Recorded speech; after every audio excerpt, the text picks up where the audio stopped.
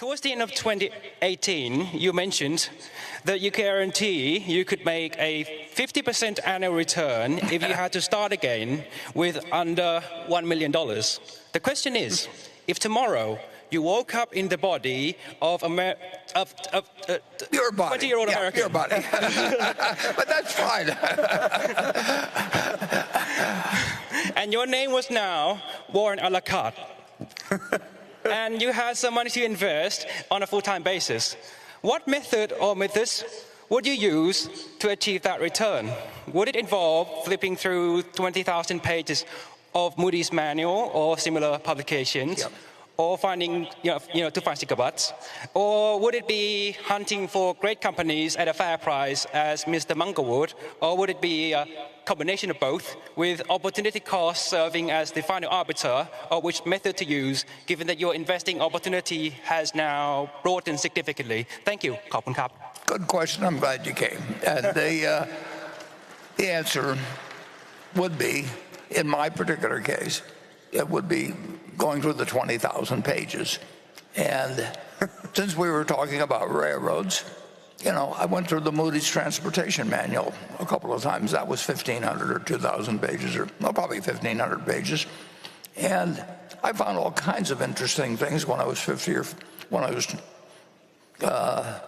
20 or 21. And I don't imagine there's anybody here that knows about the Green Bay and Western Railroad Company, but there were hundreds and hundreds of railroad companies, and I like to read about every one of them.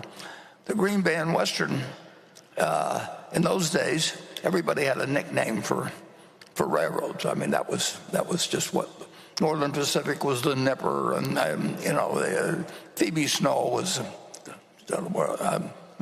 one of them in the east that used to go up to Cornell, and the Green Bay and Western was known as grab baggage and walk, and GB&W, and they had a bond that was actually the common stock, and they had a common stock that was actually a bond, and that could lead to unusual things, but they wouldn't lead to unusual things that would work for you with many millions of dollars. But if you collected a whole bunch of those, which I set out to do, and actually that's what impressed Charlie when I first met him, because I knew all the details of all these little companies on the West Coast that he thought I would never have heard of, but I knew about the Los Angeles Athletic Club or whatever it might be, and he thought he was the only one that knew about that, and that became an instant point of connection. So to answer your question, I don't know what the equivalent of Moody's manuals or anything would be now, but I would try and know everything about everything small, and I would find something, and with $1 million you could earn 50% a year. But you have to be in love with the subject. You can't just be in love with the money. You really got to just find it like essentially like, people find other things in other fields because they just love looking for it.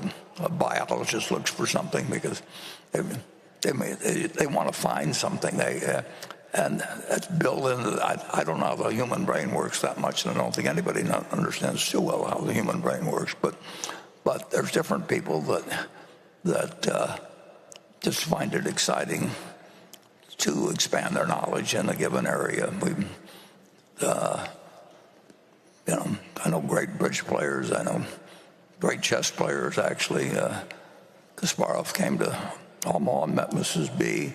I've had the luck of meeting a lot of people that are unbelievably smart in their own arena and do some unbelievably dumb things in other areas. So all I know is the human brain is complicated, but it does its best when you find out what your brain is really suited for, and then you just pound the hell out of it from that point. And that's what I would be doing if I had a small amount of money and I wanted to make 50% a year, but I also wanted to just play the game.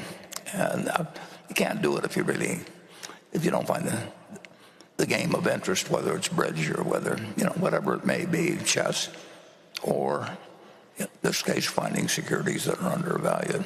But it sounds to me like you're on the right track. I mean, anybody that'll come all the way to this annual meeting has got something in their mind other than bridge or chess. So I'm glad you came, and come again next year.